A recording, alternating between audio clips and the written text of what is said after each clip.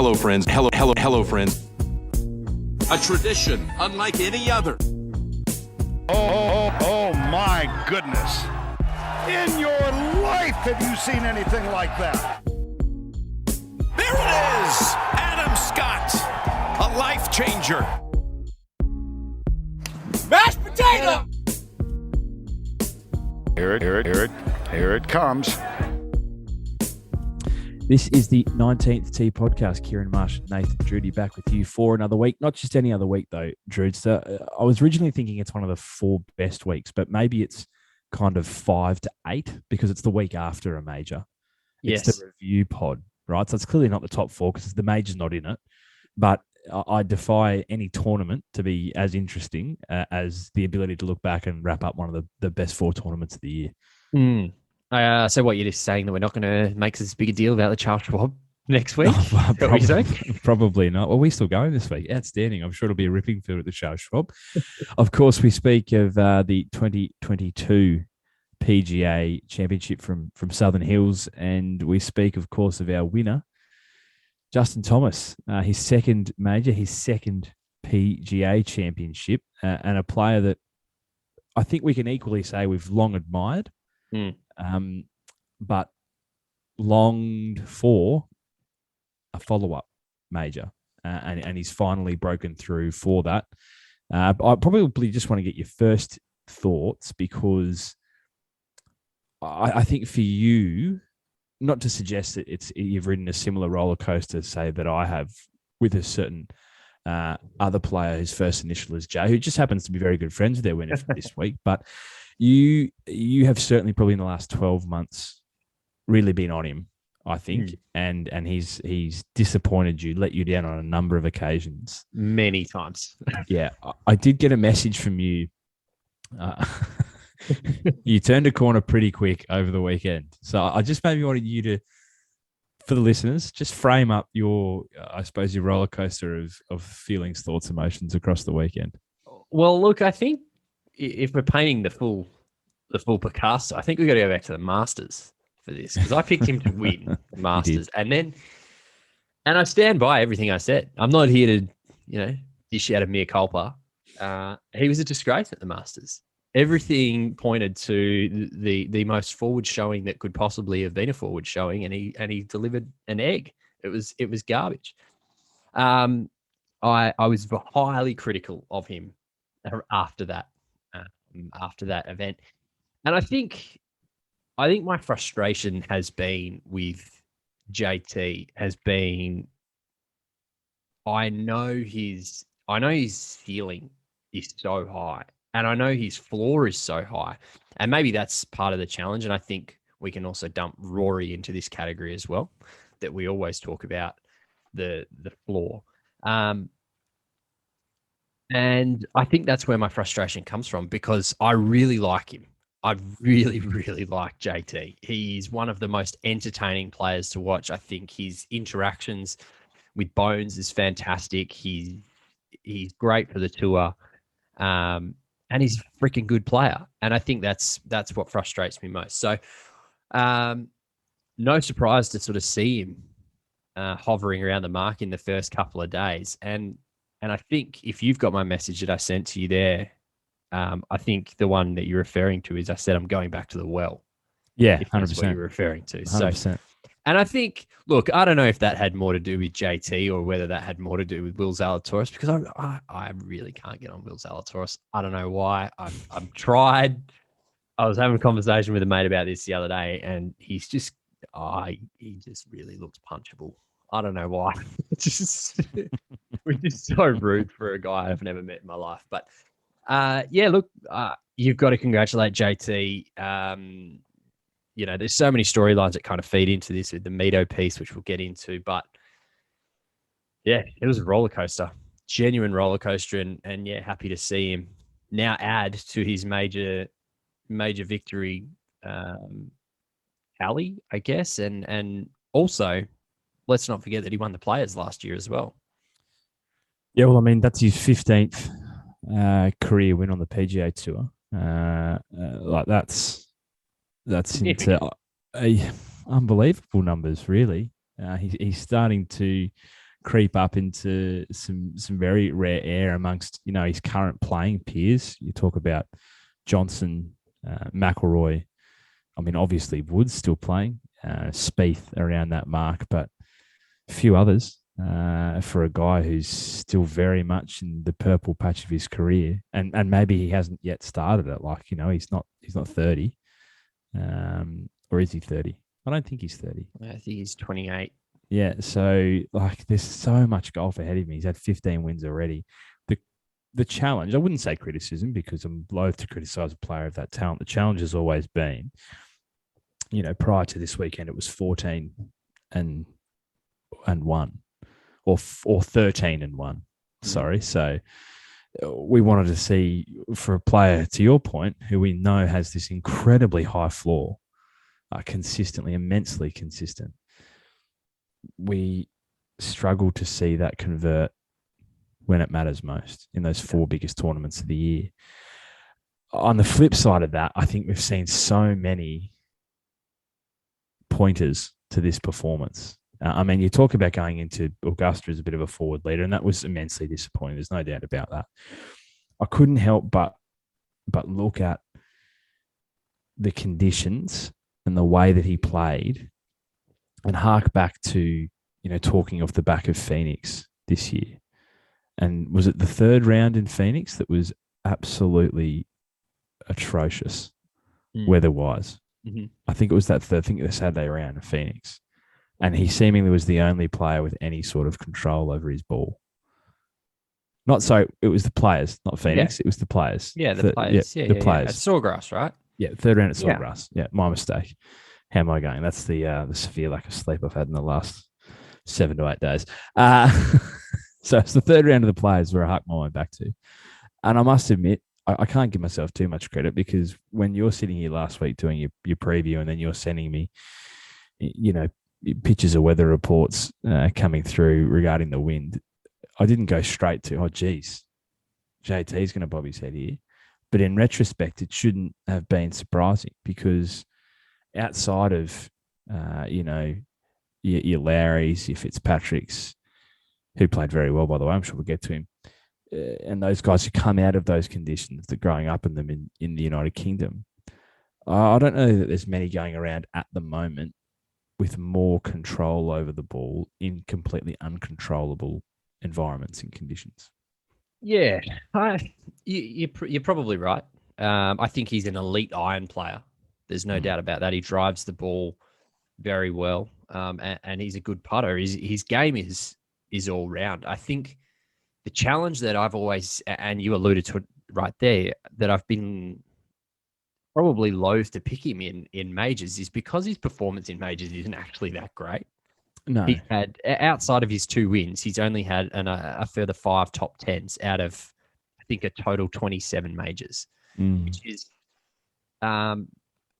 on the face of it, is probably okay. But for a guy that we expect so highly of, and perhaps that's maybe on us then, is to realign our expectations, is not a great strike rate, really. So, I mean, you look back in 2021, T21 at the Masters, cut at the PGA, T19 at the US Open, and T40 at the Open Championship. So I think coming into this year's major season, there probably wasn't a particularly great case to pick JT across a lot of these events. So yeah, he's an exceptional player. He's going to be a generational player. You're talking about 15 wins, including 2 majors and a Players' Championship.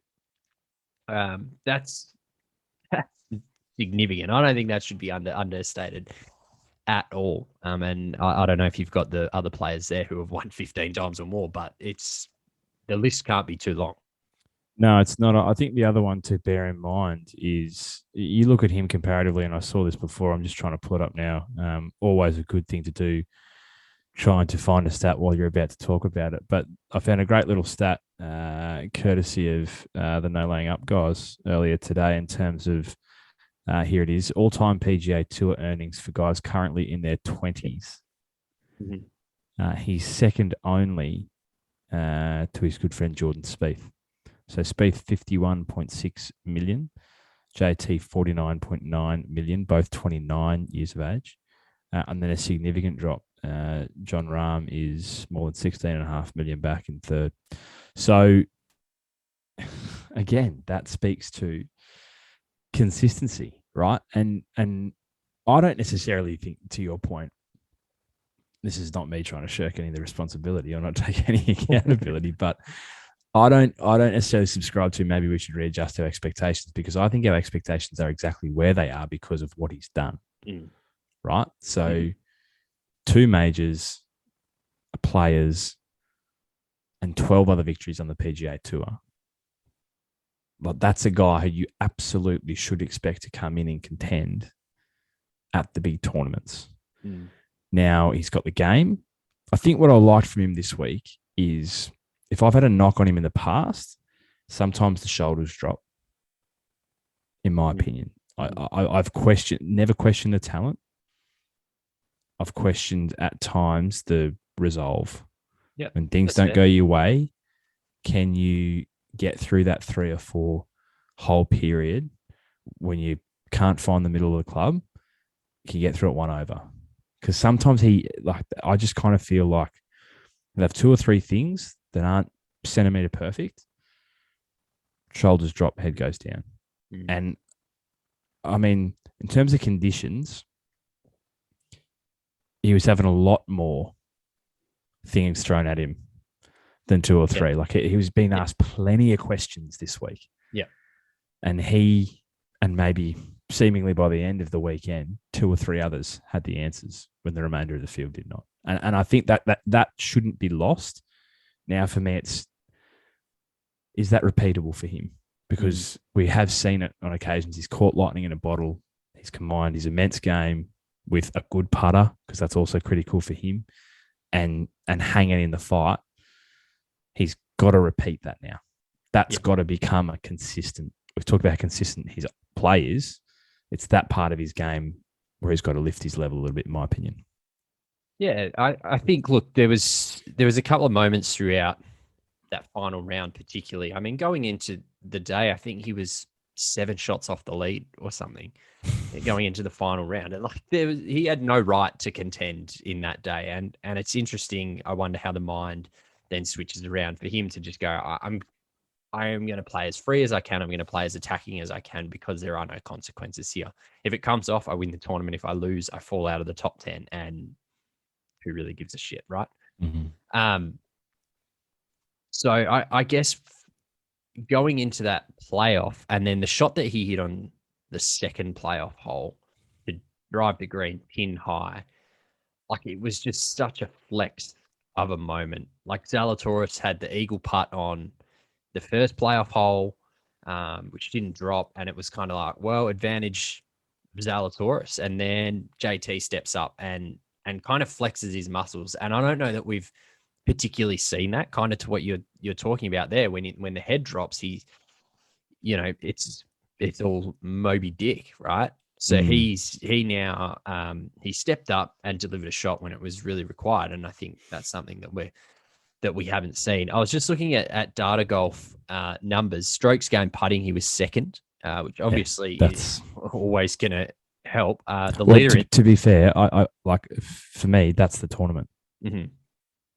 Yeah. Not to take anything else away from the way he played. If he can be strokes gained top 10 in putting, he will win more often than he doesn't. Like, that's the biggest Achilles heel in his game is the putter. To walk out of that tournament second, we shouldn't be surprised that he's won. The leader in that field was Lucas Herbert, so that's a nice little flex. And pre-tournament we spoke about the ability for players, the players who have the ability around the green and short game, were going to come away. And there's no surprise to see that JT, second in strokes gained putting, 11th in strokes gained around the green. Zalatoris was 10th and 12th in those categories. So I think that was pretty well bang on. But yeah, it was, he was quite emotional after, I thought. It wasn't something that we'd really seen out of JT all that often. He definitely gets fired up, but I can't recall him being emotional after a victory. Maybe at the Players last year. I can't really cast my mind back that far. But I think the question now is what does this do for JT in terms of his major record moving forward? Because it's all, if he goes out and wins at the Charles Schwab this week, like, I don't think it particularly changes anything in my head, right? Like, he's now got to go and deliver this consistently at the major level. Because things go wrong more often than not. You get the bad side of the draw more often than not, as he did this week, and he fought through that. The courses are harder, the conditions are harder. So it's when all those things are stacked up against him, how does he then react to that? Because that's what the great players do. The good players survive and get through it. The great players really come out on top, and that's when they do their best work. And I think that's, what I was saying before. He's got to find a way to bottle whatever that was this week and reproduce it when he needs to, because I 100% agree.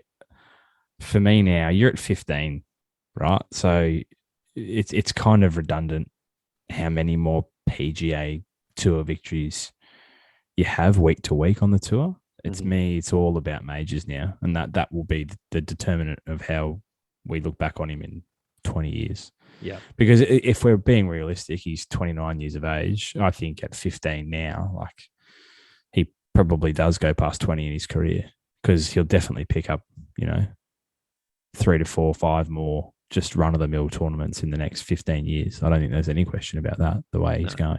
Yeah. So it's about, when we look back, is it 20 and still just the 2, or is it, 23, 24, and he's all of a sudden won 4 or 5? And that's because the other thing about him, you look at the rotation of courses coming up. He's got a game that's versatile in my mind. Like, how we always go in, oh, geez, this course looks good for X. I don't like his game here. I don't often think that about JT. Yep. So there's nothing really coming up that I say, put a line through him. This is not for him, right?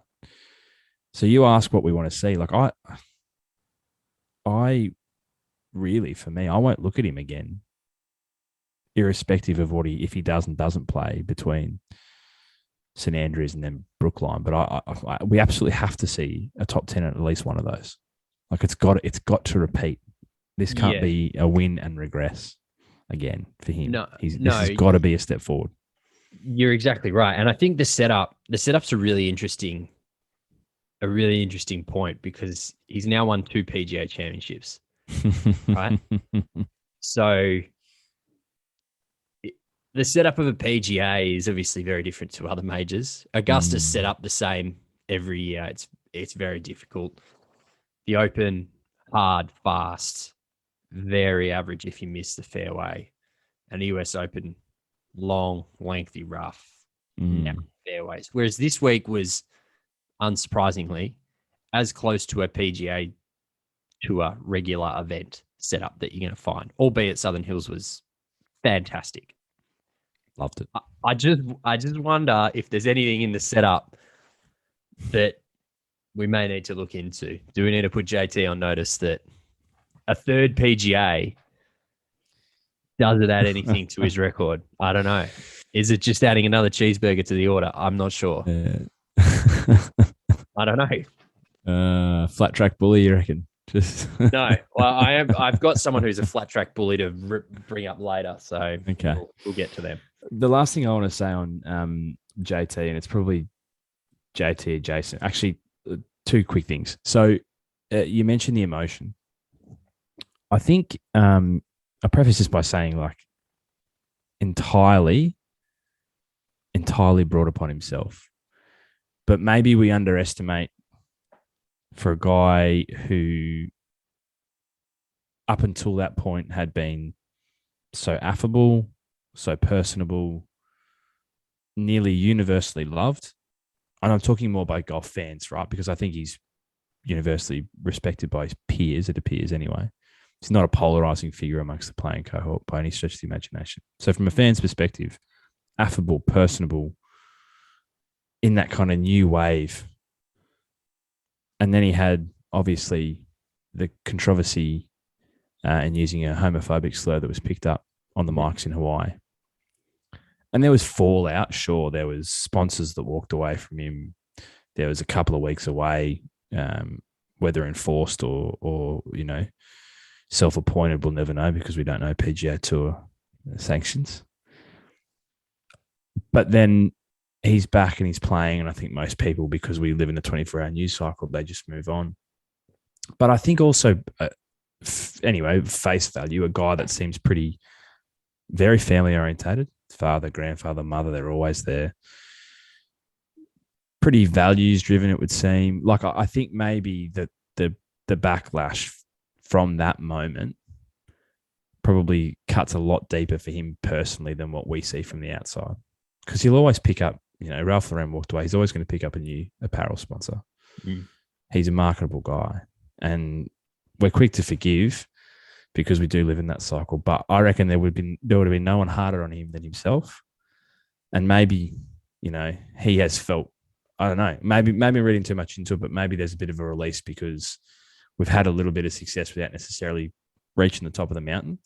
And for him, I'd say definitely the period from that point to now has been one of the more difficult of his career because if he struggled in the past, it's been struggles with things on the course.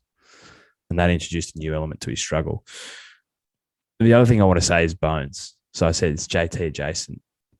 He himself got a little bit emotional in the post-match. And I thought that was really telling, right? Because this is a guy who's really... He's done it all. He's achieved everything. Yeah. So away from a little dalliance after Phil, he's really now caddied two guys. He filled in for a couple of people here and there, but he's now about to go on a trajectory with JT, no doubt. And to your point, what is there left to achieve? Like, the guy's done everything in the game. Mm. The difference, I think, here is he teamed up with Phil wasn't in obscurity. He was a highly touted amateur. There was a lot of noise around him coming into the game, but it's still always a toss of the coin, right? It's never a sure thing. We see that often now coming out of the college system. So he didn't pick a winner, right? He got on at the bottom of the elevator and rode it to the top. Mm. And I thought it was really telling for him afterwards when he said, I was only ever coming back to do this for one person. He said, ask my wife. I always said it. I'm only ever going to come back for one person. So if that's a guy who's been around the game for 3 decades, who has stood closer than anyone to the second best player of those 30 years, and he sees something in this guy that he wants to be a part of, so much so that he's willing to give up a pretty lucrative broadcast career to go and do it, then that should be enough for everyone else to say, shit, okay, believe. Like, there's something more here that we as casual golf fans who get a little bit enamored by week-to-week results and frustrated by inconsistencies of players we expect more of, we're playing checkers while Bones is playing chess. Yeah. And I know that's in the back of my head now for him all the time. Yeah. No, that's fair. Very, very fair. I think last two things for me on JT. One, his calmness and his maturity was something that I think really shone through. He birdied 17 to get within 2 shots of Mito Pereira. Knowing that he had to then go down the stretch and either make a birdie to potentially force a playoff or make a par and likely miss a playoff, made a par and ended up in a playoff somehow, which we'll get to in a minute. His calmness walking off 17 to 18 was something that I think we haven't seen for a little while as well, probably talking to your point post that, all that shit that happened a couple of years ago or a year ago, whenever it was. His time away seems to have brought him back a little more calm. He's still passionate. There was still the big fist bump on 17 when he made that birdie. But he quickly went, right, next job, let's move on. Last thing, he was the only player not to make a double bogey all tournament. And I think that's clearly a great stat. That's a great stat. It's a great sign. The only other player through 71 holes not to make a double bogey was Mito Pereira, and he made a double on 18. Yeah, maybe the unluckiest guy in Well, at least the unluckiest guy in Oklahoma. There he is. Yeah, that's tough. We'll get there. So, JT, 15-time winner, 2-time major winner, a guy that we'll see again, a couple of times this year in big tournaments. Obviously, St Andrews, Brookline. No doubt he'll be in the President's Cup team, but he's one that we thoroughly enjoy watching. So that's a good result, I think, in my mind. Let's briefly mention, because we must, he played in the playoff, a 3-hole aggregate playoff, which I must admit I like. Yeah, sick. Cannot stand, and I often describe myself as a traditionalist, not to this extent in any way, shape, or form. I cannot stand the 18-hole playoff. That's just silly. But there's something that I like about a 3-hole aggregate as opposed to a sudden death. So, yeah, I agree. I mean, I know. I really enjoy it. So obviously his opponent in the 3-hole aggregate playoff, you mentioned before, you described him as maybe the most punchable man in the sport. Will Zalatoris. I don't know why. It just grinds my gears. I don't know why.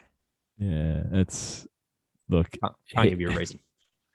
So, little stat here: Zalatoris has now posted top 10 finishes in 5 of his last 7 major championship starts, including runner-up finishes at 2021 Masters tournament and this year. So, 5 top 10s in his last 7, including 2 runners-up. I think it is nigh on inevitable that one day he will win a major. And I still think that he will do that in spite of the nauseating putting stroke, which, I don't know, maybe he's become so used to it now that it's having little to no effect on the putting because, it's not the worst part of his game, I don't think. It's still, there's a ways to go with the putter, but he's there and thereabouts again. And seemingly, I wouldn't say unheralded because he's well known. He's, liked somewhat, not necessarily from you, but and people expect things of him. But yeah, you want to talk about consistent. This is a guy who continues to threaten in these big tournaments. Yeah, there's no doubt he's a talent. I mean, that first round, he was draining putts from everywhere, and everyone was thinking, "Wow, that putter is magic." And the stroke is dreadful. There's no doubt about that. There's some truly haunting vision out there of Will Zalatoris's putting stroke from this week. It's jerky. Some of them come off the toe. Some of them come off the heel. I don't know what's going on. There's no doubt he's uber consistent in majors, as you said. For a guy who's never won on the PGA Tour, he has been incredibly consistent in majors, and there's no doubt that he'll break through. And if he's just getting himself right for majors, I have zero qualms with that. That's absolutely fine. And there's no doubt that he's going to win one very soon. He played very well. Arguably could have and should have been the winner across the PGA this week at Southern Hills. Ranked inside the top 20 across every strokes gained stat or the major 5 anyway. He was in some sort of form, and I don't know. I'm always surprised when I see his name up on the leaderboard, but then you look at his major record and he probably shouldn't be. It's tough, isn't it? Like, a hugely publicized college career. He came in with a lot of hype. Old. Like, he's not. I think everyone, because he was a college sensation and because he looks the way he looks, thinks he's a lot younger than he is. He's like 25. So he's not like a spring chicken. No. I wonder. There's a part of me that not worries because he doesn't necessarily move the needle for me either. But there's part of me that's like, oh, well, he needs to do this week in, week out. And there's also a part of me that's like, it's pretty impressive if he doesn't and he actually just turns up in the 4 big tournaments of the year and plays really well. So he probably doesn't care if he can jag a couple of these. I'd much rather win 3 majors than, seven irrelevant tournaments on the PGA Tour. So why not? Will Zalatoris. Anything more on Happy Gilmore's caddy? No. So I think we have to get to Mito. Can we just shout out Cameron Young very quickly? Yes, of course, absolutely. Wow. He has really just stormed onto the scene. Obviously, not too far out of college. Went to Wake Forest University, same as Will Zalatoris. Has the pause at the top of the backswing like Hideki. Just an uber consistent striker of the ball, and will win on the PGA Tour. That's all I had to say. Tied now with Scotty Scheffler for the most top 3 finishes this season. Yeah. T2 at the Sanderson Farms, T2 at the Genesis, T2 at the Wells Fargo, T3 at the Heritage, T3 at the PGA. So what's the difference there? One guy's won like 4 times. Yeah. Including a major. Including a major, including the major to some. And Cam Young has not yet saluted. But to be fair, for a guy who was relatively, this is going to sound worse than it's intended, unknown coming into this season, to be to have the equal most top 5 finishes with the best player in the world right now. It's not bad. It's a decent first out the gate season for you in the big leagues. Mito. Yeah. Well, maybe just for the benefit of, I don't know, people who haven't seen it, walk us through it, Joe. It's like, this is a guy that, so I think for context, we delivered picks last Thursday, which we'll go through. There's eight picks in total. You did pick a Chilean to win. Yes. It was just not this Chilean. No. And so when he started to ascend, I think everyone was really quite surprised, to be fair. And then it's funny, right? Because you go through a range of emotions. There's surprise, and then when it looks like it's probably going to happen, it's like, you know what? I can get right around this. This is a great story. Mm. Excellent story. One of only 2 Chilean players, on the tour. The red hot one talks about this one as a guy that everyone back in Chile looks up to as a golfer. Carries the hopes of the nation until Neiman comes along. You can get around that. It's a great story. And then you've accepted it. In fact, you're a little invested in it. And then the arse falls out of it. Yeah, it's tough. A very tough watch. So for context on my viewing of this, so Pereira and Fitzpatrick, I think, were in the final group, quite possibly. I can't really remember if that was exactly true. But anyway, I was pulling for Fitz. I really wanted Fitzy to get up here. And on 17, Fitz went just short of the green and then duffed his chip into the bunker. So I'm watching the score all the time, seeing what the difference is. When he didn't make a birdie on 17, I thought, right, Mito's won it. He's 2 shots up, going down the last. Certainly wouldn't have thought that there's any chance in hell of what was about to unfold. Zalatoris had made a pretty clutch par save on 18.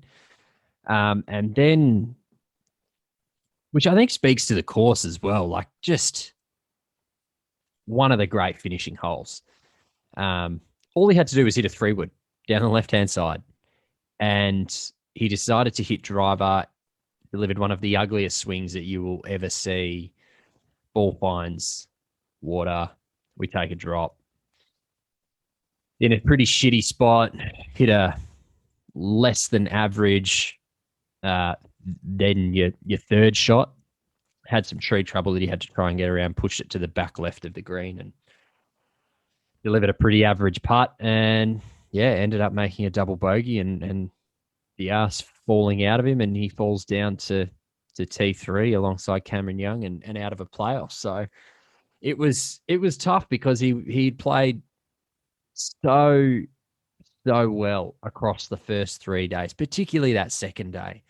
And there's no doubt that, yes, he got the easier side of the draw. This is certainly worth noting, but can only play what's in front of you. Yeah. By gee, that last hole was genuine vomit on yourself material. Like it was bad. And look, the thing is, he's a very talented golfer. I think didn't he win the bronze medal at the Olympics? Did we talk about that? Am I making that up? I could be completely wrong there, but We'll sense check that in a minute.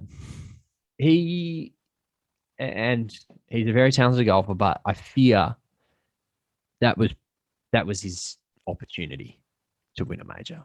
When you think about the plethora of other golfers that are ahead of Mito Pereira that are going to win majors, I think he might have really pissed that one away. No question in my mind. I don't want to kick a man while he's down either, but No. I think that's fair. And I think to his credit, one of the great bugbears of you and I, in terms of the often precious nature of some athletes, to walk off and give an interview straight after that and have the wherewithal to do that in that moment, comfortably the most disappointing moment of your career. I got an awful lot of respect for him to stand up and own that and take that. But I also agree, to your point, you cannot walk away from the fact that that's probably it for Mito. He will not be in a better position, I wouldn't have thought, coming up 18 on Sunday at a major than what he found himself in here. And I was just rewatching, you were talking about it, and I went back on the PGA Championship website's excellent, by the way. That drive, I'm really, really confused. It was two shots up at that stage, wasn't he? Mm-hmm. I'm really confused about what he's trying to do with the real, purposeful cut. I don't understand that.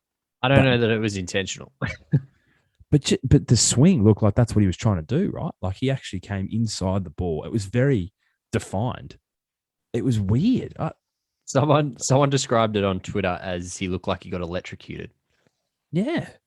And then it was a gross swing. Again, you talk about the drop, that's fair, but the approach is so much green. Oh, yeah. It's tough. It's really tough. I don't know what else to say other than, what I did, in the sense of I was in. I was surprised, don't get me wrong. And then I was in, and then I was aghast, to be honest. That's really hard to watch. I mean, yeah, I'm not suggesting he was tied fourth at Tokyo. There you go. Didn't win the bronze. Tied for fourth. I'm not suggesting it was the full extent for Cam Smith, but it was kind of similar for me watching Cam put it in the drink at 12 earlier in the year at Augusta.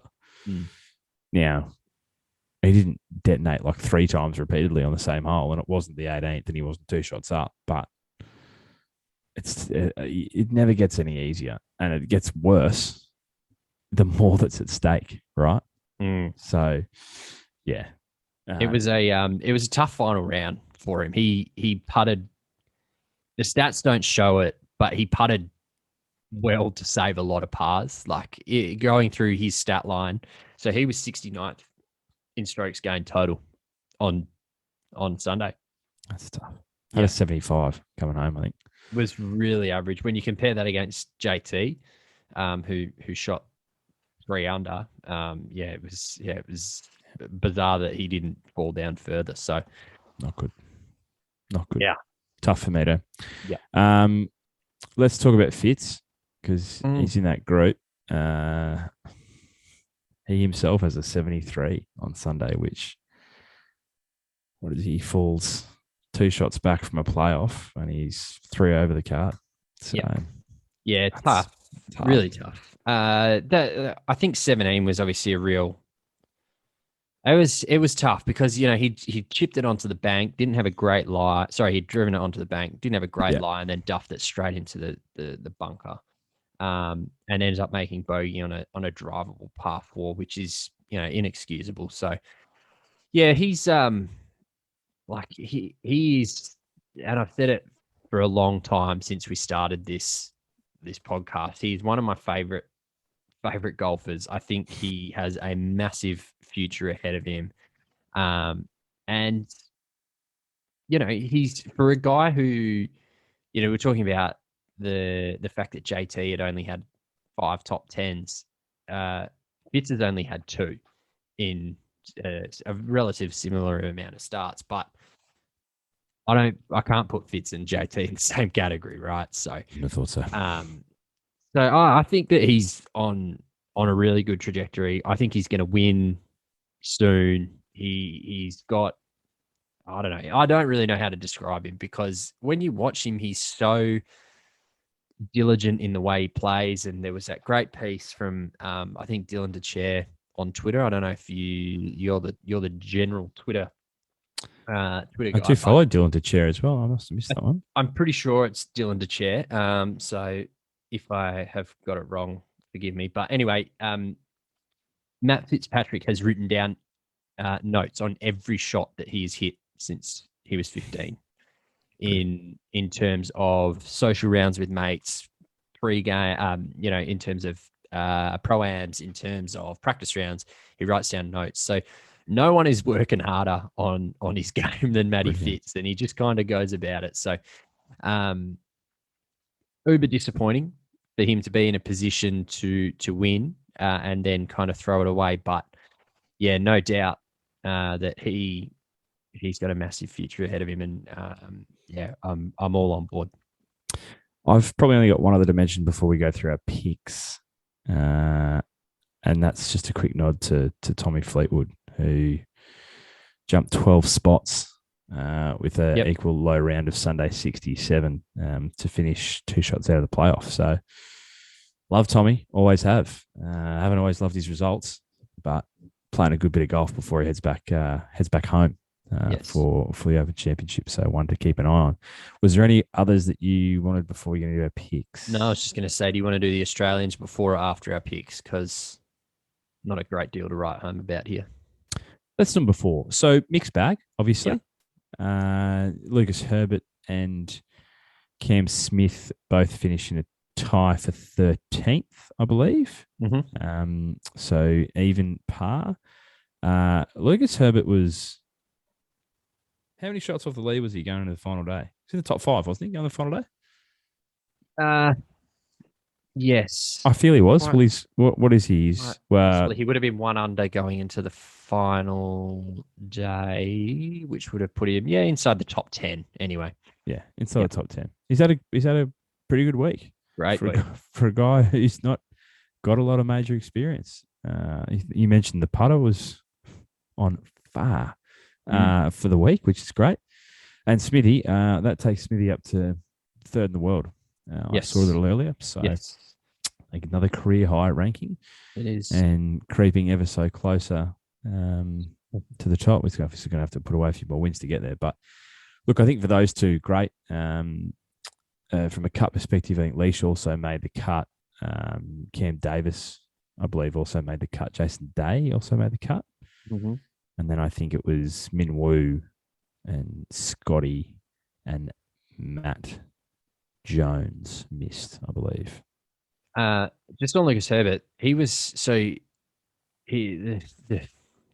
really got out over his skis in that final round. He was 2 under through 10 holes. So, he was really close. He was there or thereabouts, and then made 3 bogeys in 4 holes, and then a double bogey on 16 to get to 3 over. So threw away 5 shots in 5 holes, and then finished birdie. So, and Cam Smith led the field in strokes gained approach and strokes gained tee to green, was 75th in strokes gained putting. So mixed bag, which is unusual for him. Yeah, the putter is pretty reliable, and even around the green, strokes gained, he was 46th. Also very unusual for him. Yes, absolutely. So he'll be disappointed, no doubt. But yeah, on to the next. Can I just say on Herbie, he's 2 under through 10 holes. 5 under gets you in a playoff. Yes. He finishes with 2 birdies. Yes. This is exactly what I was talking about before when we were talking about JT. Yeah. Is that 5 or 6 holes 2 over, or is it 5 over? Yeah, correct. That's the difference. That's insane when you think about it. For a young guy, first real run at it in the States this year, unreal golf over 3 3/4 days, and it's 5 holes on the back 9 on Sunday, and you watch it slip through your fingers. It's a prick of a game sometimes, but he will be so much better for that. And can I just say, on the flip side of that, to go birdie to finish, that's fucking exactly what you want to see. Yeah, like the day's gone, but you don't piss it all away and go out the back door. Continue to drop shots. You put your head down, you finish hard, birdie. You can't ask for much more from that after he goes through that, the 5 holes previous. No, really impressive. I thought, he was my leading Australian very easily. Even though he finished level with Cam Smith, I thought the way that he played and carried himself was the best of the Aussies. Except for that shirt on the first day. That was some questionable stuff worn across the entire horrific. weekend. Picks. So we've kind of flagged who you picked to win. Joaquin wasn't terrible. No. Wasn't terrible. Great, though. No. So wasn't nearly good enough to win. Where did he end up? T23. Okay. It was pretty good off the tee, and just serviceable around everything else. The first day I think he was, towards the top. I think he might have been 2 under on the first day. So, he was in contention, put it that way. And then, again, like we said, wasn't horrible across the next 3 days. 1 over, 2 over, 1 over. So, look, to finish T23, I think he'll be happy with that. Although I'm sure he would have loved a couple more to drop. My tip, she's just never there. It's just never ever there. And again, you and I talking across the weekend, like couldn't have had. I wouldn't say a more comfortable start, but certainly of the 2 waves, like score. Here's your opportunity to score. Go and put a score out on Thursday, and you put scoreboard pressure on from the start, knowing full well you're going to go into the wind on the second day. And what was he? Day 1, I think Jordan was 2 over. Yeah. So it goes 2 over, 1 under, 4 over, 1 under. Yeah. And even the 1 under on the second day. So his wave got the easy conditions on both days. That was the worst part. So I think for him to be 2 over through the first day, I think I messaged you and said that he's tied with John Daly at this point. So he was. Yeah. It was a tough watch. In a group that had Tiger and had Rory and had JT, like there were so many storylines in that. Sorry, not JT, Jay Spieth, whatever. Just, I don't know. The putter's gone stone cold. I don't know if he's done too much work on the driver because that seems to be going okay at the moment, but just the putter's gone genuinely cold, and it's not looking great for Jordan at the moment. I know he won last week or whenever it was, but no, runner up last week. This is what I was so confident. Sorry, runner up last week. So it's I don't know what more we can say on Spieth. It seems like we just continue on this merry-go-round. Just about to say the ride continues. And do not be surprised. Literally, do not be surprised at all if he's there or thereabouts on Sunday at St Andrews. Well, I was just going to say, and also don't be surprised if he misses the cut. Yep. Because both also plausible. Both are, as likely as each other at this point. In play. Currently both in play. Absolutely. God, he drives me fucking mental. Won't win. I feel like I took a relatively easy option, which sounds weird because he's the number 1 player in the world, but just felt it wasn't going to be repeatable, for Scotty Scheffler. And that proved to be correct. I'm just scrolling to see where he actually finished. He missed a cut at 6 over, but that he had a 75 on Friday, which went bogey, par, birdie, bogey, par, bogey, par, double, then 9 pars. It's tough. It was actually the other way around. So wheels really fell off Scotty. He was my want to win. And yeah, it was disappointing. He missed the cut, same number as Dustin Johnson. Yeah, certainly not sustainable. I just wanted to see him win all 4 majors, and You wanted a historic year. I now have to come up with another want to win for St Andrews. So, Who was your won't? Victor Hoblin. Yeah, okay. That one Again, not terrible, but I don't even know where he finished. T41. Yeah. So where is his stats here? Yeah, 56 putting, 58th around the green, off the tee, and approach strong. So, standard week for Victor. That kind of seemed, I don't know, that kind of seemed like a free kick to not, in a week that was going to reward short game. It kind of was a bit of a free kick to have Victor Hovland in that category. So Ruffy was good. My Ruffy, yes, Max played well. Yeah, Max, he's finished also tied for 13 at even par. Again, what are you even 1 under, even 1 over? Yep. Those last 2 days become 1 under, 1 under, and you put a bit of pressure on Sunday in those conditions. But yeah, no, I'm happy with Max at T13. We've been begging, well, not all of us, particularly not in this conversation, but some of us have been begging for him to perform at a major. And yeah, you're not going to say T13 is a performance, but it's trending in the right direction comparably because he's been in the wilderness at majors previously. So yeah, the point of the Ruffy is to find someone who's going to finish inside the top 20, and you did that. So your my Ruffy was good early days. I was confident. Post Friday, I thought we're on here for a backdoor top 20, and then he shot an 80, the only 80 of the week for people to have made the cut. As I scroll down, could have been the only 80 across the week. No, there are a couple others, but Robbie McIntyre not great on Saturday or Sunday. Just a double bogey on 6, double bogey on 16, bogeys everywhere else. But tough scene to finish in 77th, second to last. So real tough look. And then the one we skipped over was my want. Yes, intentionally, because there's probably a little bit to. Yeah, so big roars. 65 on Thursday. I sat up and took notice. Wow. Okay. Bearing in mind, we're just talking about the fact that Jordan didn't convert the good conditions and he's playing alongside, can I just say, what a group. Yeah. Credit to the PGA Championship. Historic. Woods, McElroy, Spieth. That's not bad for Thursday, Friday. So credit where it's due.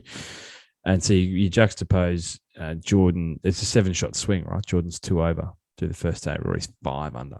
And I'm like, ooh, this might happen. And it's everything, to your point, like you said it at the time. It's everything we don't expect from him. Mm. Everything we don't expect. He's atrociously bad in the opening round of majors. He almost set your watch to it. And he goes down and he shoots 5 under. We're all thinking, whew. Give him the trophy. 3 days to go, but on previous form. And then, again, 1 over, 4 over, 2 under. Jumped 9 spots on the final day to finish in outright 8th. 3 shots off the playoff. But you look at Friday, Saturday, there's 5 over there. Yeah. He's only 3 shots out of a playoff. So, look, we said it before. It's the reason why I picked him. He's playing some really good golf. I think I emphasize that he feels like he's playing some really free golf. There's something, I think, it kind of harks back all the way to the Sunday singles at the Ryder Cup, I think. And that's kind of the genesis of what this wave of form has been. Obviously, Sunday at Augusta most recently was special, really, to watch and to see. And then, out the gate, in a fashion that would put him on a trajectory to win the tournament this week, and not cataclysmic over Friday, Saturday, just disappointing because we just know what he's capable of, and I desperately want to see him win again. And again, not at, Wells Fargo or Charles Schwab. I want to see it at a major.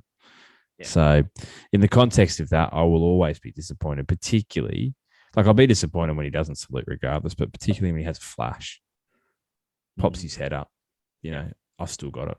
I'm still one of the men, not the men, but I'm one of the men. So yeah, it was disappointing. 3 out of his last 4 majors, he's finished inside the top 10. So he's playing well. I got a message from a mate on, it might have been Friday morning or whenever it was. He just said, I'm off to the shops. Do you want some Kool-Aid? Because I'm drinking it. So which I thought was pretty good. I did hear on, I think it was the Shotgun Start or whatever it's called. They were talking about how Rory had been out and just grinding in the pre-event. He was out there having practice rounds, playing a heap of holes, and they were wondering, it might have been no laying up. I'm not sure. One of the two. Sorry if anyone's offended. But just how hard he was working, and the question was that going to be sustainable? Whereas, everyone else was kind of just taking it easy, and he was out there genuinely grinding and, making every putt and all that sort of stuff. So, yeah, look, I don't know. Just I walk away. I don't know. I walk away neutral, I think, from this. Or I'm not disappointed. I'm not frustrated, but I'm also not pumped by what I saw. The 65 was exciting, but I think it pretty quickly levels out with the next few days. So I think for me, with him, certainly not to the same extent as Spieth, but irrespective of previous experience, I can't help but buy in. Like, I should know better. I should know this will level. But I don't know. There's something. I mean, he's always has been and will continue to be one of my favourite players. And there's something about when he goes out and hits that 65 on the opening day, or that Sunday round when obviously it was impossible, right? But could he? How long could that be sustained for? There's just something about him. I don't know what it is. And so maybe I need to, I shouldn't say I'm disappointed. It's hard to be disappointed in a guy who's been one of the best players of his generation, four-time major winner. But maybe it's disheartened because I just think that him winning a major is bigger than, and I say this with the greatest respect to JT, but Rory climbing back to the top of the mountain and winning another major will be about something bigger than just Rory winning a major in my mind. I think you could say that he would be, and I'd probably put him ahead of Spieth in saying that, like, him winning a major would be the most significant player to win a major right now. Like, we know where JT, I keep getting confused. Spieth, we know where Spieth has been, right, for the past 2 years and the lows of it. But, like, maybe if it had been the PGA, it might have been different because it would have been the Grand Slam. But, like, if Rory was to have won on the weekend, I think it would have been hugely significant, to your point. Every indication, right, is that that's where he's headed. Because, you just pulled that stat out. Was it 3 of the last 4 majors he's finished top 10? So the first thing I thought of was, and I'm going to get my years wrong because I always get mixed up about when we started this podcast. 2018, I think. Late 2018. Yeah. So it would have been kind of the summer of 2019 he went on that run? And we always said, like, he's doing this on his ear. Like, he had a run of top 5s, and I think 1 win dotted in there. And he looked like he wasn't getting out of 4th gear. And we kept saying, like, Jesus, like, wait until it actually clicks, because this is fucking scary, right? There's guys looking around going, Rory's back. He's back, and it's effortless. And it kind of feels like I don't think he's at that level of what he was in that patch. But there are markers that that's where he's going. And so I wonder, for me, given, he's early to mid 30s now, he's got a child, he'll have more. He went through, the dark there for a while and came out the back and said he'd lost passion for the game. He wasn't enjoying it. It was a grind. How many more times are we going to catch lightning in a bottle for these periods for him? And that's always, I think, in the back of your mind when you start to, there's a correlation between age and things happening in your life and you being quite honest about how you're feeling about a game that's literally been your life for 25 years. Is, you don't get too many more of these. And I think everyone's aware of that, right? That's why we get so excited when there's a glimmer. It's like, we've got to grab it. It's got to happen now because I'm not sure when it's going to happen again. Yeah, I think there's only like a handful of players too, like to your first point where like there's only a handful of players that you kind of just always have in the back of your mind and you're pumped for them whatever they do. I think Spieth's one. I think Rory's another. Tiger's obviously another. Like there's guys that it's not like you have to get yourself up to back them, right? 100%. Like I think there are a lot of guys on tour that you have to do that. JT for me is one of those guys that you've got to get yourself up. Like, so yeah, I'd be disappointed if he didn't win another major I'm talking about. I think the talent's still there. I think the hunger's still there. The desire, all of that stuff is still there.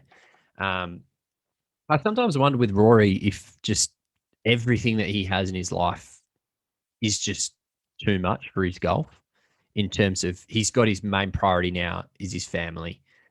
Then he's got golf and the pressure of being one of, if not the hottest talents to come onto the scene since Tiger and going through that incredible run and now becoming kind of the yardstick for his age group or the barometer for the players.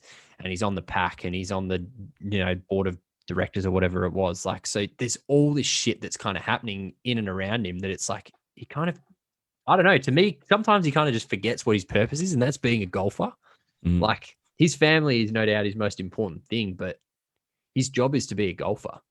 And sometimes I feel like all the other shit pulls him away from that in terms of the pack, in terms of the board of directors, in terms of all this crap with the live golf stuff. Like he was the only player called out by the PGL in their letter, right? So like it has to wear on him at some point. I don't know. No, I think it's a really good point. I wonder though if you've maybe answered your own question. So I think the most pertinent thing you said there was that he, and I'm paraphrasing, but that he's lost sight of what his real purpose is, and that is to be a golfer. Maybe we're looking at it the wrong way. Maybe he's shifted what his purpose is. Yeah, maybe winning, whilst important, is no longer the most important thing.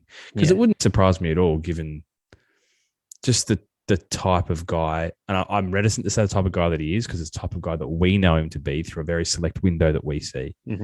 But it wouldn't surprise me in the slightest that if he's starting to reach a point in his career where now it's about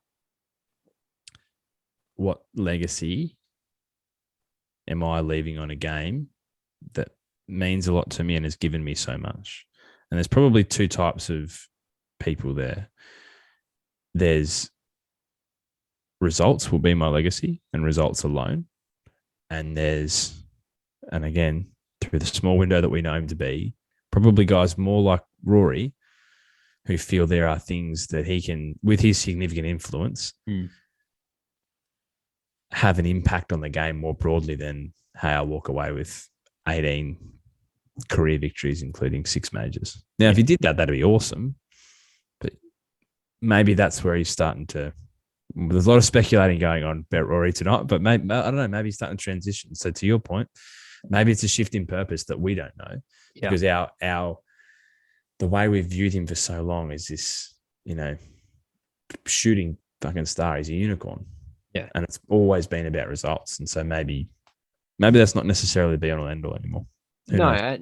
And you might be right. I think what would be great for everyone involved, if that was the case, maybe to say that, because I think it would stop a lot of that external shit, right? Yeah. It'd stop us sitting here for the last 10 minutes saying, like, where is he at? Why? Like, 3 top 10s in 4 majors, but he hasn't converted any of them. Like, all this sort of stuff, you must build on someone, right? Like, you and I have both been around sport long enough to know that it does. So if he came out and he just said, guys, like, I'm going to play 10 events a year, and they're going to be the majors and these others, and I'm going to really enjoy my golf, but my priority right now is my family and my work with the pack, and that's it.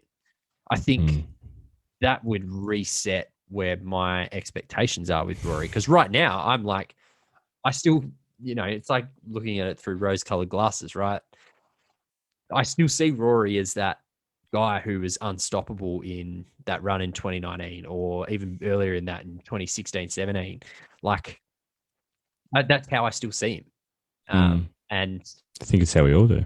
Maybe that's a me thing. It's kind of like when someone asks you, hey, like, the 90s are 30 years ago now. someone tells you like the 90s, the 30 years. I'm like, I think it was just 10 years ago, wasn't it? No, it's definitely a decade ago. So, look, man, I think maybe that's how I've got to view Rory. I think, well, look, the problem is that I don't think you're wrong. I just don't think he'll ever like blatantly admit that winning's not the most important thing to him. Yeah. Well, not the most important thing, but that winning's not as important as what it used to be. Yeah, that's fair. Right? Because I just don't see, because the problem is, I think it is. It's just now competing with other things. Yeah. And so it's not any less important to him. It just has less of his focus, because it used to have his sole focus, and now his focus is diluted because there are a number of things to focus on. So, yeah, I agree with you, though. It would be lovely to walk in with no expectations. It's nigh on impossible with a player like him. Yeah. I've only Who else do you want to talk about? Well, I know you've got a couple of people below the cut line that you want to blow up. I just have 3 more names that I want to mention very, very quickly. Slick Dick Rick, good to see. I love it. Like I think it was like a T23 or somewhere around there. Yep. So it's not a top 10. It's not even top 20. But it's just, I saw some things this week. The putter looked good. Saw some pretty fucking rogue hand warmers that he was wearing. Everything about him. And I've said it before, I'll say it again, the game is so much better with him in it. So I'm really glad he turned up here and like didn't miss the cut. Played the weekend and played some all right golf. Really good to see.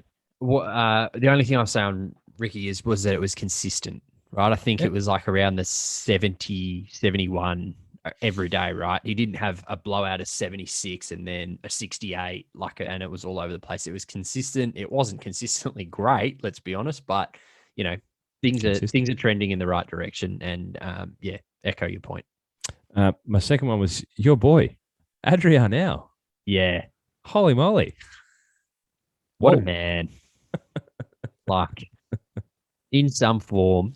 And Friday's round, for a fleeting moment, I thought, would he do it? Would he win this thing? And then I quickly checked myself and, But T30, I'm pretty sure it might be his first major. Not too bad. And then the only other one I had, and I know this is going to sound completely irrational, because he's finished at exactly the same score as Ricky Fowler, and I've just said that, Ricky Fowler was good to see, but it wasn't great. If you didn't, let me be very clear about this, if you didn't, way back after the Masters, when I said Shane Lowry's going to win the Open Championship, invest money, you're foolish, but do not make the same mistake twice, because I'm only doubling down. You're doubling down. So he jumps up 13 places on Sunday with a 69 in atrocious conditions. I think his highest round was a 71 across the weekend. No, that's a lie, 72. So he's gone even 2 over, 1 over, 1 under to finish at 2 over, but his best round comes in horrific stuff out there. He jumps 13 places on Sunday. I've seen enough. I have seen enough.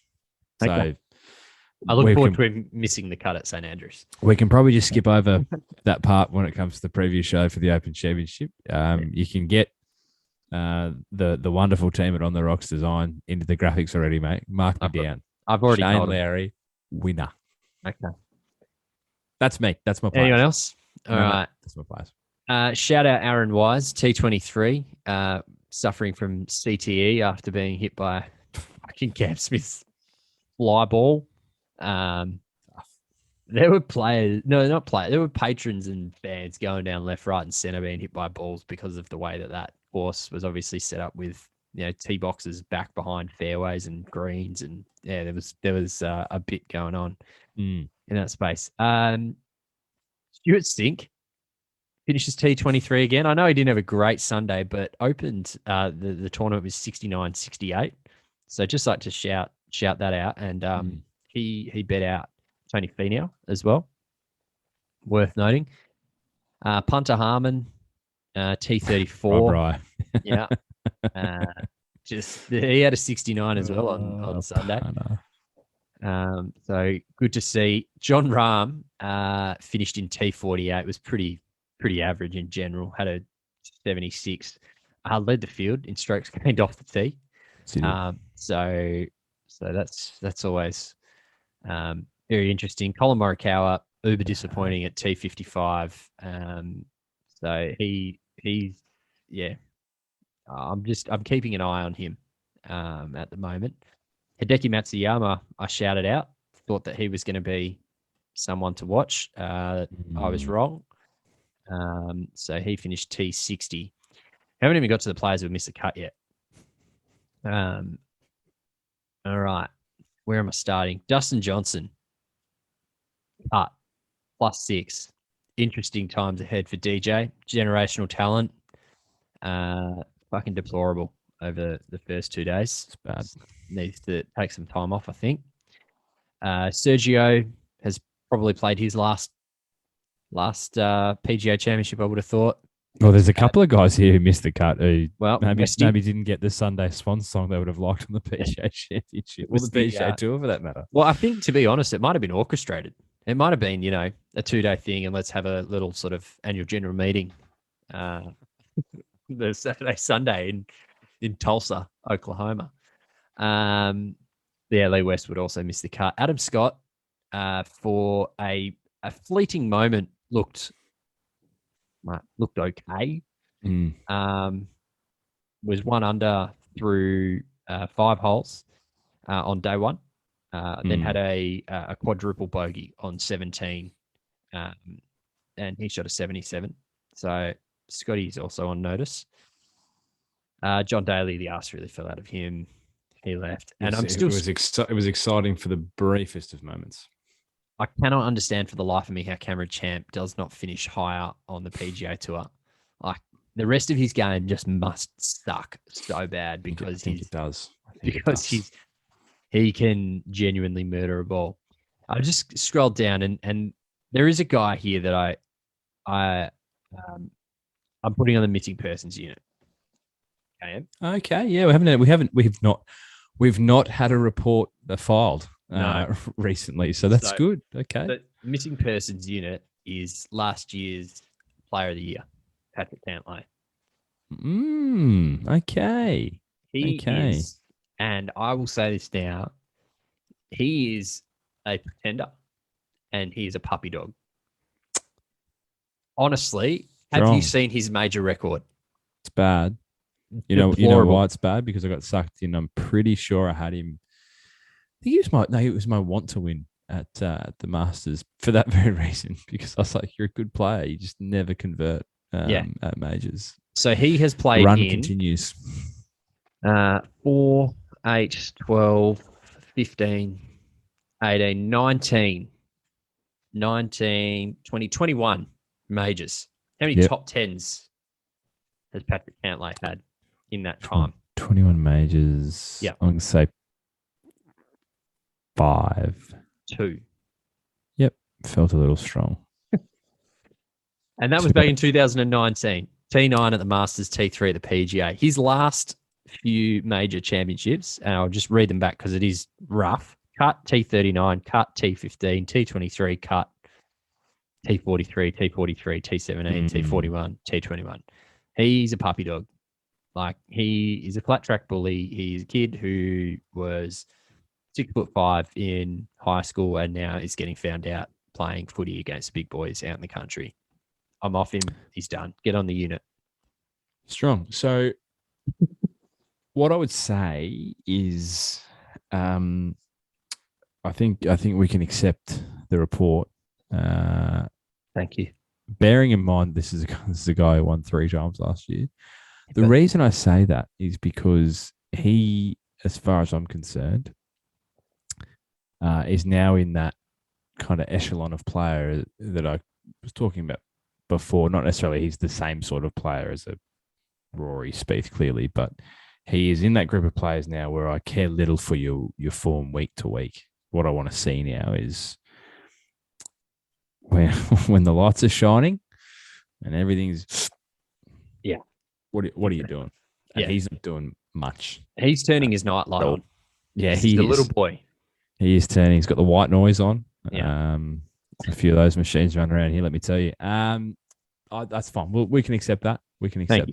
What I would say is, I think if the integrity of the missing persons unit, the reports need to be reviewed and assessed on the same criteria in which they were placed. So he can only be found at majors. Absolutely. So we can only now review. So, like, if he pops his head up and wins, say, twice this year, unfortunately for mine, it's still missing. So absolutely. It can only be reviewed and assessed based on his performances, the same criteria for which he was introduced. Correct. And if he wins again this year, it's like, like breaking news, citing potentially seeing. Yeah. So reports in potential sighting. Yeah. Anyone else? Yeah, I got a couple more. Daniel Berger. Yeah, that was bad. 73-80. Carlos Anytime Ortiz. hitting 80 in the first, like on a Thursday or Friday, that's that was pretty bad. It got real ugly on the back nine. Carlos Ortiz, 14 over was rough, and the Mexican Spieth. Yeah, and the last one that I want to call is at the very bottom of the leaderboard and probably shouldn't, and that's Tiger. Thoughts? You might recall I got a little overly emotional. I think it was day 3 of the Masters and said that he shouldn't come out on day 4 because he owes us nothing. And I'd probably say the same thing. It just this time he's actually followed through and done it. I think we've said it a number of times.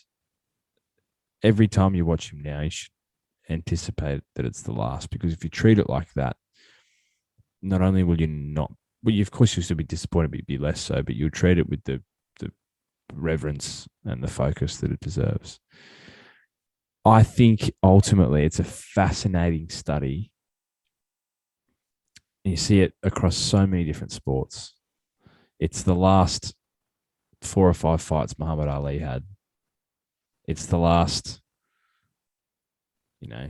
15 games of a 400 gamer. It's the inability to ignore the overwhelming urge to compete. Yeah. And not being able to find a suitable path with which to redirect that passion. Yeah. Because now, he is at his core a competitive beast. And he's in his mid to late 40s and he's sitting there and he's thinking, well, what am I doing? Yeah. Like, if I'm not doing this, what is it that I'm doing? And I think it's fascinating, right? Because as many people did with Ali, it's like, why are you doing this? This is only going, and obviously, and it's not an apples for apples comparison in terms of condition, but it had an enormous effect on the end of his life. Yeah. And it's just like, mate, you owe us nothing. Now, not to say that this is a decision based on, geez, I really should get out there for the people. It's got nothing to do with that in his mind. Mm. But it's like, don't wreck yourself for the sake of playing. You know, it's tough. It's tough to watch, really. It is. Yeah, there's some footage of him walking. I think that one of him walking next to the bunker where his knee like buckled, and that was just so great decision for him to pull out. I thought, really phenomenal for him to make the cut. That should not be overshadowed. Unbelievable. I'd again just going back to Patrick Cantlay, the bloke who nearly lost his leg beat you. So, I don't know.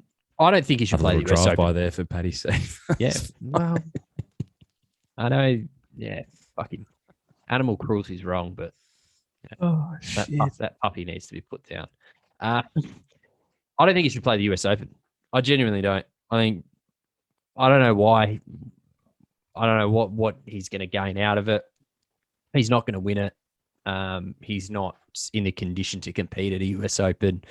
I read a thing of Andy Johnson of the Fried Egg, who was talking about the subtleties in at Brookline, the rocks that stick out just in random places, like the actual OH&S dangers that are posed to Tiger at Brookline should see him not compete, and he should just sit out and try and rehab the leg until it gets to a point where he can play. And if that's at St. Andrews this year, like I think there's clearly some sort of he would love nothing more than to win that tournament, right?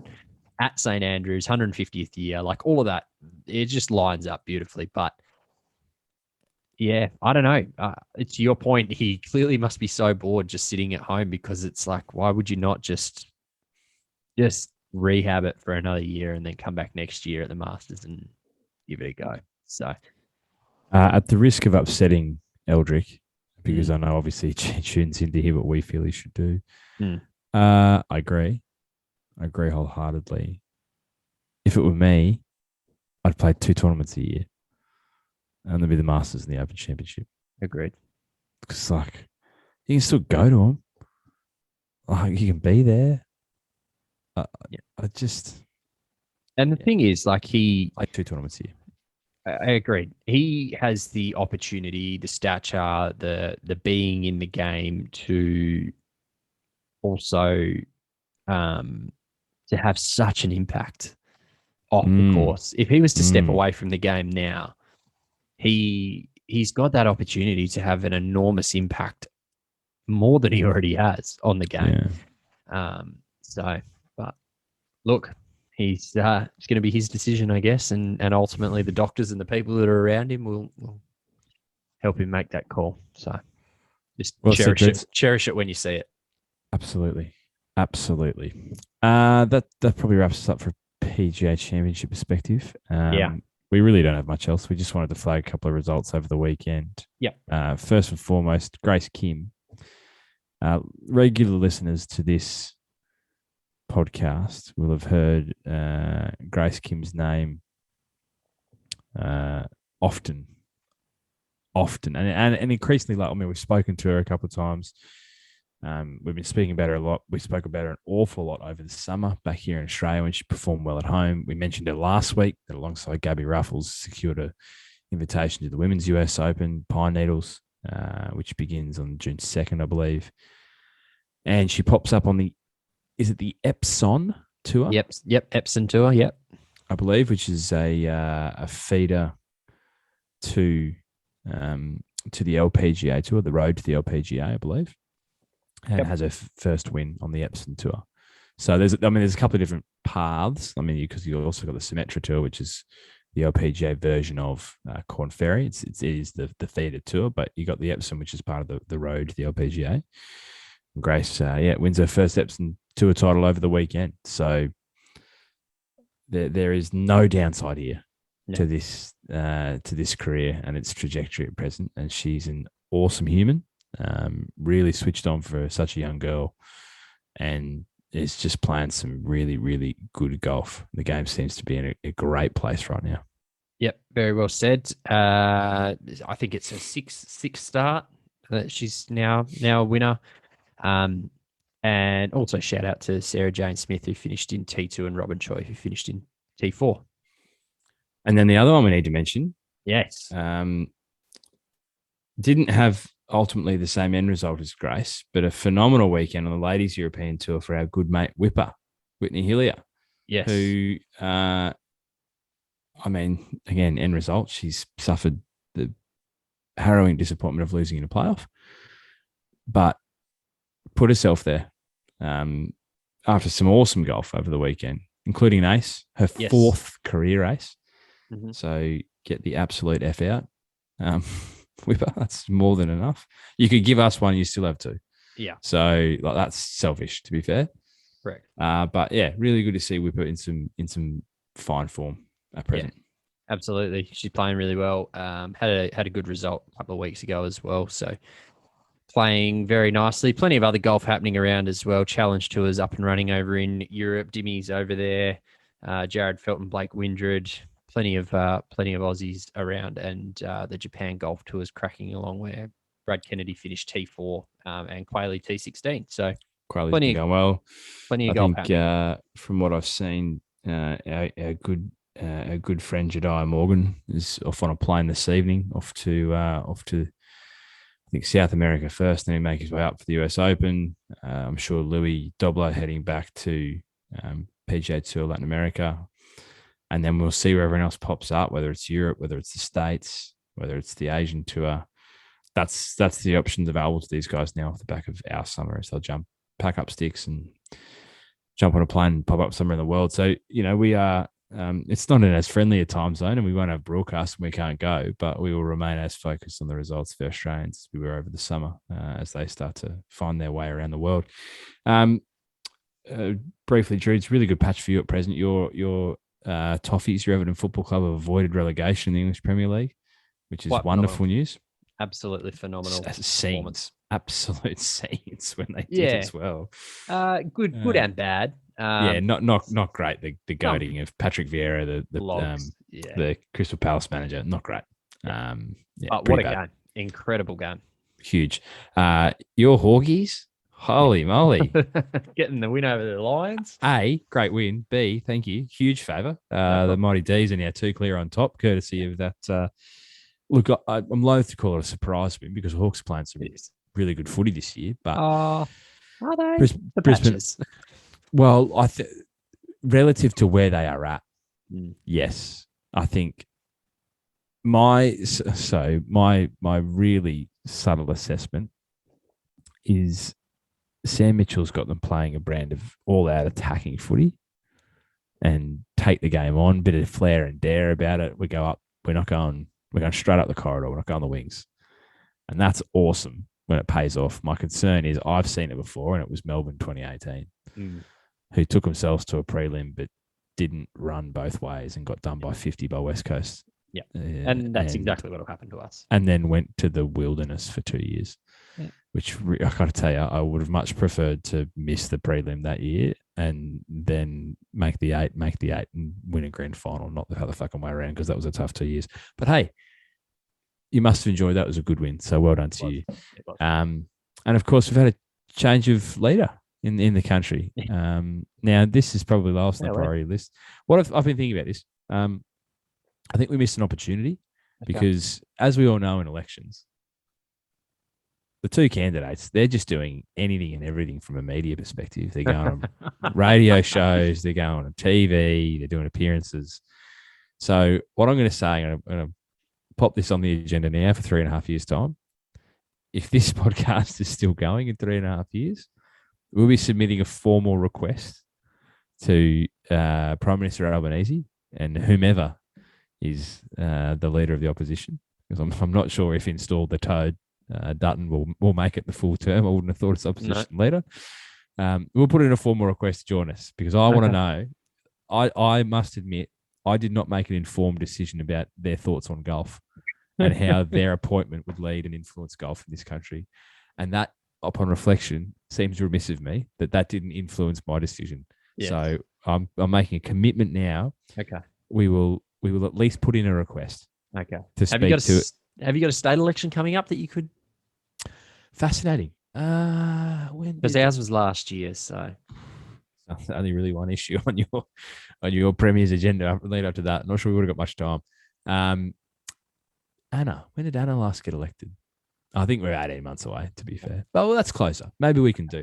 To be fair, I just saw while we were recording, good friend Tony Wiebeck, who is obviously a great writer for the PGA Tour of Australasia here in Australia. He has just tweeted that Arundel Hills golf course down on the Gold Coast, very good one, might I add, put into receivership today. Gates closed immediately. Gone. So, like, we laugh, but that's an increasing problem. It's definitely a problem here in Queensland. I'm sure it's a problem around the country. So we jest, but that's people's literally livelihoods, jobs, families affected by that sort of thing. So that didn't go where I thought it would when I started to make the joke about having our leaders on. So, look, all I'll say is that I feel as though there are plenty of issues on the agenda in the election, Dreads, and some have their place and some don't.